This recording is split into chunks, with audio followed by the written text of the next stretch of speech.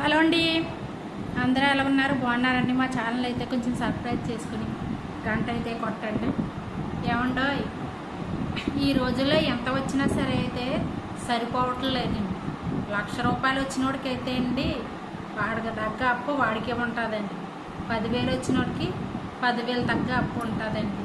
కానీ ఎంత వచ్చినా అయితేనండి మనం తినటానికైతేనే సరిపోతున్నాయండి ఈ రోజుల్లో.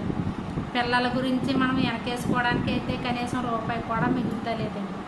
ఎందుకు అనుకుంటున్నారా ఏండి? ఈ సిటీలో ఉన్నామనుకోండి, అద్దె కట్టాలండి, ఇంట్లో తినాలండి, బయటికి వెళ్ళాలంటే అండి కనీసం ఒక ఫ్యామిలీ వెళ్ళాలంటే 5,000 వేసుకోవాలండి జేబులో. బయటికి ఎక్కడికన్నా ఏ ఊరన్నా వెళ్ళాలంటే మినిమం 10,000 అయితే ఉండాలండి పిల్లలతో. అలాగే ఇంటికాడ కూర్చున్నాం అనుకోండి ఏంటి, రూపాయి ఖర్చు అవ్వదనేసి మనం అనుకుంటాం కానండి అయ్యే రూపాయలు వేరే విధంగా కూడా అయితే ఖర్చు అయిపోతాయండి. ఎలా ఖర్చు అవుతాయో మనకి తెలియదండి. కనీసం మనం ₹100 జేబులో తీస్తండి రూపాయి కూడా జేబులో నిలబట్టలేదండి ఈ రోజుల్లో కాయగూరలు కొనాలనుకోండి 500 ఉంటేనే అండి కాయగూరలు వస్తున్నాయండి. మనం ఒక కూర తెచ్చుకున్నాం అనుకోండి 500, ఒక ఫ్యామిలీకి అయితే సరిపోతుందండి.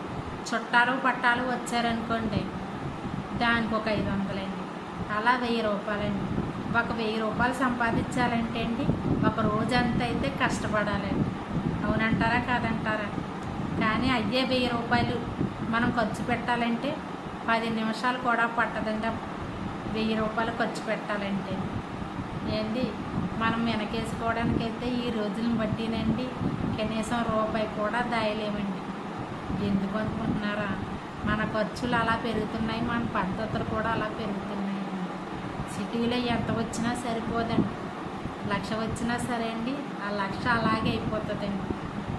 వీళ్ళకి బోల్డ్ అంత వస్తుంది సంపాదన, కానీ వెనకేసుకోలేకపోతున్నారనేసి చాలామంది అనుకుంటారండి.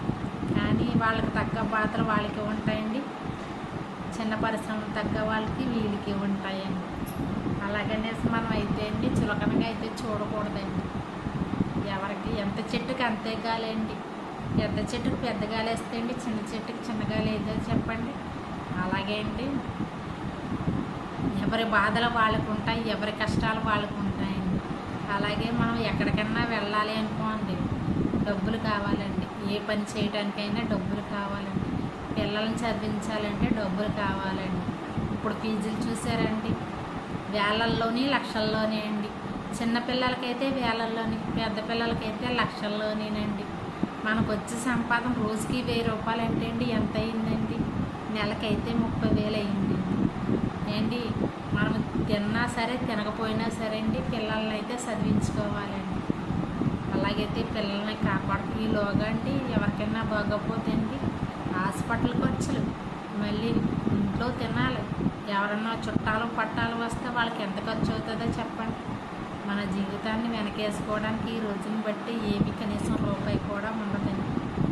అలాగనేసి మనం తిన్న దాంట్లోనే కనీసం ₹1 కూడా పక్కనేసినా సరే అండి ఒక సంవత్సరానికి అయితే అండి కనీసం ₹1,00,000 అయితే అవుతాయండి ఎలాగోలాగా.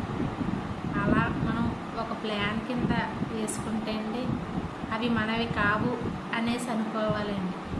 అప్పుడే అండి మనం వెనకేసుకోగలమండి ఏదైనా సరే అండి. ముందు చూపుతో ఏ పనైనా చేస్తేనండి ఈ రోజుల్లోని బ్రతకగలమండి. లేదంటే అండి ఎక్కడ వేసిన గొంగలైతే